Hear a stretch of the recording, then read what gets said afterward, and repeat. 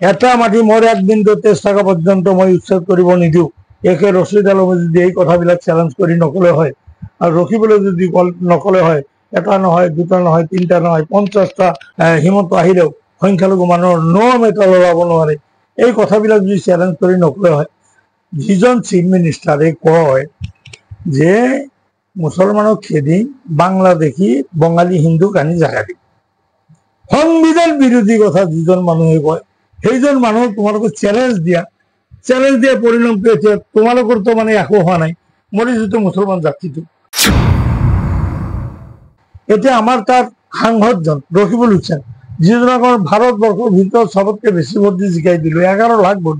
সেই মানুহজনৰ এই মানুহখিনিৰ ওপৰত কোনোদিন যাই সদায় ভাৱ এটা নেদেখুৱালে, কোনোদিন উচ্চতৰ আগত যাই মানুহখিনিক এটা কথা বুজ নিদিলে। মই যেনেকে 7 দিন 8 দিন কৰি এটাকে গাঁৱত যাই বুজাইছো, মানুহখিনিৰ মানে মনৰ ভাৱ লৈছো। ৰকিবুল হুছেইন, অজয় চৌধুৰী, এই দুজন মানুহ কোনোদিন মানুহখিনিৰ ওচৰত যোৱা নাই। দুৰ্ভাগ্য, মোৰ জীৱনত মই যিমান ভুল কৰিছো, আল্লাহৰ ভৰিত পৰি মই কান্দো, বিজ্ঞজনৰ ভৰিত পৰি মই কান্দো। মোৰ জীৱনত যিমান ডাঙৰ ভুল কৰিছো, সবতকে ডাঙৰ ভুল কৰিছো এই ৰকিবুলৰ কাৰণে মই পৰিশ্ৰম কৰি খাটি। এই উচ্ছেদ অভিযান যেটো চলি আছে অসমত, এইটো প্ৰকৃতাৰ্থে মুছলমানক টাৰ্গেট কৰি অমানৱীয়ভাৱে উচ্ছেদ অভিযান চলাইছে।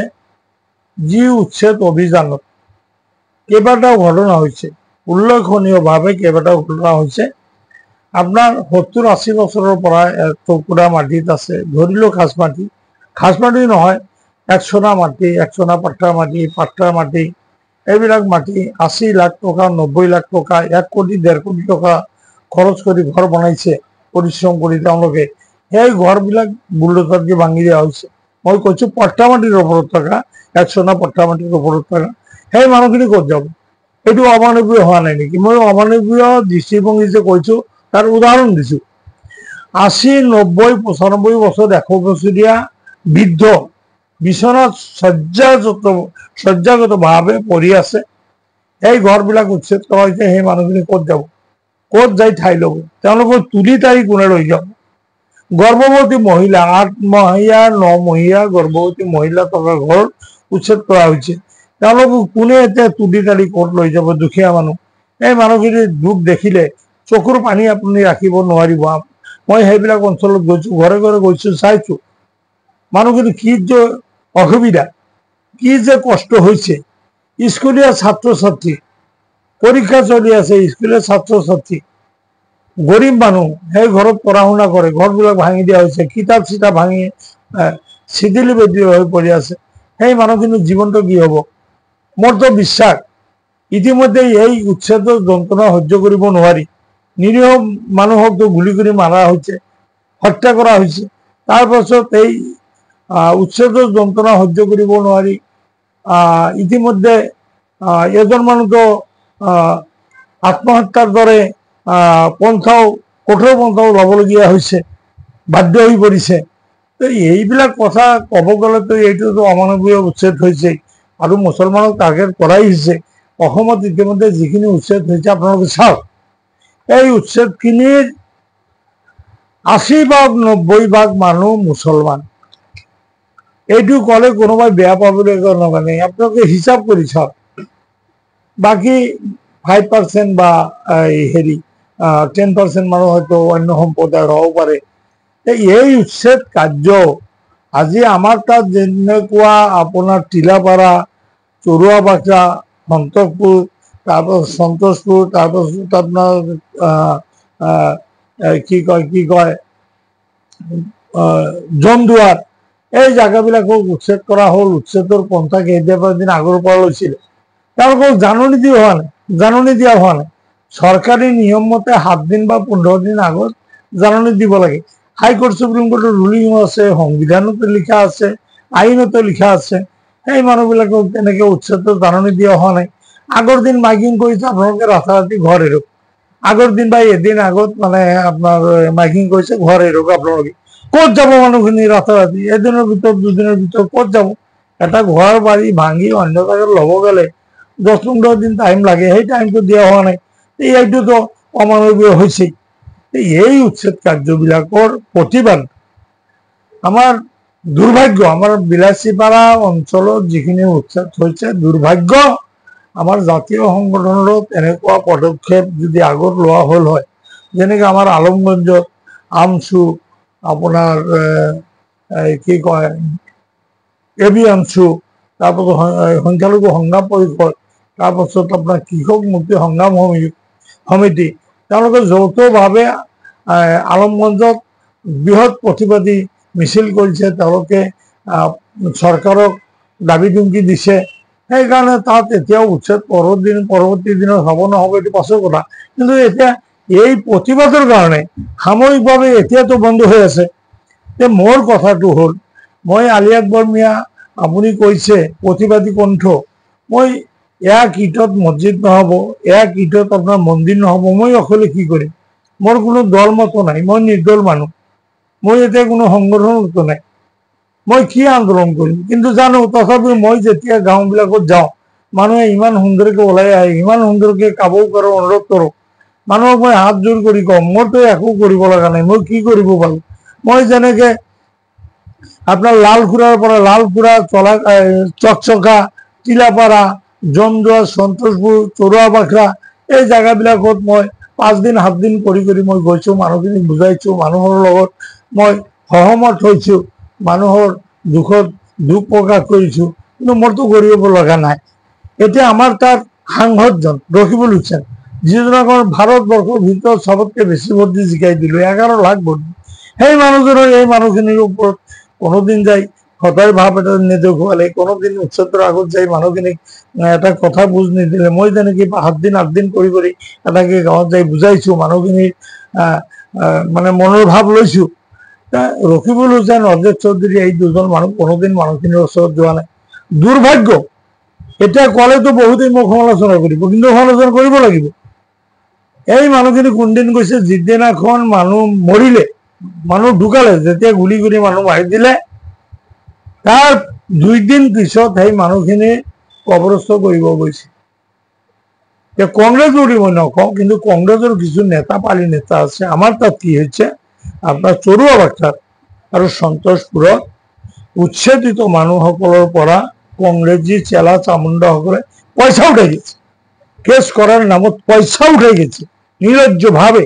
মানুহখিনি মৰণ অৱস্থা, সেই মানুহখিনিৰ পৰা পইচা তুলি খাইছে কেছ কৰি মানুহখিনি ৰক্ষা কৰিব বুলি। আৰে ভাই, তোমালোকে যদি কেছ কৰি ৰক্ষা কৰিবা, 6 মাহ আগত পন্থা ল'ব লাগিছিল। আমাৰ আলমগঞ্জত যেনেকৈ লৈছে। তো এতিয়া কথাটো হৈছে কি, এই যে মই কৈছোঁ ৰকি বা অজেদ, তেওঁলোকৰ বিৰুদ্ধে মই কিয় নক'ম? ক'ব লাগিব। এইবিলাক ভয় কৰি লাভ নাই। আপনি নেলিৰ কথা চাওক, চাউলখোৱা চাপৰিৰ কথা চাওক, গহপুৰৰ কথা চাওক, আপনাৰ BTADৰ 2002 চন, 2004 চন, 2012 চনত যিবিলাক হত্যাকাণ্ড হৈছে, হত্যাযোগ্য হৈছে, পুৰাপুৰি হৈছে, সেই জাগাবিলাকত কংগ্ৰেছ বুলি মই নকওঁ, কংগ্ৰেছৰ এই নেতাসকল তেওঁলোকে কোনো দিন ঘটনাৰ আগত বা ঘটনাৰ সময়ত তেওঁলোকে কোনোদিন যাই পোৱা নাই। যেতিয়া মানুহ কিছু পুৰাপুৰি হৈ গৈছে, মানুহ কিছু আপনাৰ জলাজৰি হৈছে, মৃত্যু হৈছে, গুলি খাই মৰিছে, তাৰ পাছত তেওঁলোকে লাশ কান্ধত লৈ যায় সহমৰ্মিতা দেখাব গৈছে। বাপ ৰে বাপ, আমি চাওক, যেনেকৈ ৰখি কাঢ়ি গৈছে নীলা এজন নিচিনা। আৰে ভাই, তোমাৰ ভাই যদি মৰিল হয়, তোমাৰ ভাই তুমি কান্ধত লোৱা না, পৰৰ মানুহৰ কান্ধত তুলি তুমি কি নাথাকি দেখুৱাব যোৱা? তুমি উচ্ছেদৰ আগত তোমালোকে যদি এইবিলাক কথা দম্বালি মাৰি তুমি আৰু একে ৰছী ডালক, এটা মাটি মোৰ 1 বিন্দু তেজ থকা পৰ্যন্ত মই উচ্ছেদ কৰিব নিদিওঁ, একে ৰছী ডালক যদি এই কথাবিলাক চেলেঞ্জ কৰি নকলে হয়, আৰু ৰখিবলৈ যদি নকলে হয়, এটা নহয়, দুটা নহয়, 3টা নহয়, 50টা হিমন্ত আহিলেও সংখ্যালঘু মানুহৰ নম এটা লগাব নোৱাৰে, এই কথাবিলাক যদি চেলেঞ্জ কৰি নকলে হয়। যিজন চিফ মিনিষ্টাৰে কয় যে মুছলমানক খেদি বাংলা দেখি বঙালী হিন্দুক আনি জাগা দিব, সংবিধান বিৰোধী কথা যিজন মানুহে কয়, সেইজন মানুহক তোমালোকে চ্যালেঞ্জ দিয়া পৰিণামটো এতিয়া তোমালোকৰতো মানে একো হোৱা নাই, মৰিছেতো মুছলমান জাতিটো। এতিয়া মুছলমান জাতিটোক মই আপোনাৰ জৰিয়তে মই অনুৰোধ জনাম, এই নেতাসকলক অলপ চিনি ৰাখক। 2026 চনৰ নিৰ্বাচনত এই যে অজয় চৌধুৰী, ৰকিবুলৰ নিচিনা, একে ৰছী আলমৰ নিচিনা নেতাসকলক আপোনালোকে চিনি ৰাখক, যে এই মানুহখিনিক যদি আপোনালোকে যোৱা নিৰ্বাচনত ভোট নিদিলে হয় হা বহুতে এতিয়া ক'ব তুমি আলি আকবৰ মিয়াতো ৰখিবলৈ কাৰণে বেছি কাটিছিলা মোৰ জীৱনত মই যিমান ভুল কৰিছো আল্লাহৰ ভৰিত পৰি মই কান্দো বিজ্ঞজনৰ ভৰিত পৰি মই কান্দো মোৰ জীৱনত যিমান ডাঙৰ ভুল কৰিছো সবতকে ডাঙৰ ভুল কৰিছো এই ৰখিবলৈ কাৰণে মই পৰিশ্ৰম কৰি খাটি এইজন মানুহ যেনেকৈ অকৃতজ্ঞ মানুহ চাওক আপোনাৰ গোৱালপাৰাত গৈছে মানুহ মৰিছে তাৰ 2 দিন পিছত জানাজা কৰিব গৈছে আমাৰ চৰুৱা বাখৰা টিলাপাৰা চৰুৱা বাখৰাত মৰিছে তাৰ 2 দিন পাছত হেৰি কৰিব গৈছে মই আৰু কি ক'ম মোৰ মুখটো আছে মুখত অলপ মানে মানুহৰ দৰদটো আহে দুখত চকুত পানী ওলায় সেইকাৰণে আপোনালোকৰ জৰিয়তে ৰাইজক কিছু কথা জনাও চৰকাৰকো অনুৰোধ কৰাও যে চৰকাৰ ভাই চাওক হিটলাৰী ৰাজ আপোনালোকে চলাইছে এইটো বেয়া পাই লাভ নাই আপোনালোকে মানৱতাৰ কথা দুটা হওক মানৱিক দৃষ্টিভংগীত আহক মানুহৰ চবৰে এদিন মৰণ আছে পাপৰ প্ৰায়শ্চিত্ত আছে এই যে এইবিলাক কাম যে কৰিছে বৃদ্ধ মানুহবিলাক গৰ্ভৱতী মহিলাবিলাকক দুখীয়া নিৰীহ মানুহবিলাকক গুলি কৰি মাৰি আছে এইবিলাকৰ পৰিণাম কিন্তু এদিন ভুগিব লাগিব এতিয়াও মই হিমন্ত বিশ্ব শৰ্মা ডাঙৰীয়াক মুখ্যমন্ত্ৰী ডাঙৰীয়াক মই অনুৰোধ কৰিম কাবৌ কৰিম নিবেদন জনাম আপোনাৰ যদি মানৱতা আছে এই কথা কামবিলাক বন্ধ কৰক আৰু যদি চৰকাৰী মাটি উচ্ছেদ কৰিবই লাগে কৰক চৰকাৰী মাটি উচ্ছেদ কৰাত চৰকাৰী মাটিৰ পৰা বেদখলকাৰীক উচ্ছেদ কৰাত আমি বাধা দিব যোৱা নাই কিন্তু চৰকাৰৰ প্ৰয়োজনততো মানুহখিনি উচ্ছেদ কৰা নাই আপোনালোকে মুখেদি কৈ থাকে চৰকাৰৰ প্ৰয়োজনত দায়ী কৰা চৰকাৰৰ প্ৰয়োজনতো নহয় অনিল আম্বানী আদানী নীৰৱ মোদী এইবিলাকৰ কাৰণে আপোনালোকে এই মানুহবিলাকক উচ্ছেদ কৰি সেইবিলাক মানুহক আপোনালোকে যে বহাই আছে তেওঁলোকে ভোট দিব পাৰিব নেকি আপুনিতো ৰাজনীতি কৰা মানুহ হয় সেই মানুহকেইটা আপোনালোকে ভোট দিব পাৰিব নেকি আপোনাৰতো ভোট লাগে আপুনি এমএলএ হ'ব লাগিব এমপি হ'ব লাগিব অনিল আম্বানী আদানীতো আপোনাক দুটা ভোট দিব নোৱাৰে সেইকাৰণে অনুৰোধ কৰিম যে মানৱিক দৃষ্টিভংগীটো চাওক মানুহখিনিৰ দুখত অলপ দুখ প্ৰকাশ কৰাৰ চেষ্টা কৰক মুখ্যমন্ত্ৰীক মই অনুৰোধ জনাম আৰু অসমৰ ৰাজ্যকো অনুৰোধ জনাম বিশেষকৈ সংখ্যালঘু সম্প্ৰদায়ৰ মানুহক মই অনুৰোধ জনাম যে আপোনালোকৰ যিসকল নেতা মুছলমান যিসকল নেতা এই নেতাসকলৰ প্ৰকৃতি কি তেওঁলোকে আপোনালোকৰ কাৰণে কিমান সদয় আপোনালোকৰ প্ৰতি কিমান মৰমীয়া এই কথাটো দেখি 26 চনত সিদ্ধান্ত ল'ব বুলি মই অনুৰোধ জনাইছো কাবৌ কৰি অনুৰোধ জনাইছো ধন্যবাদ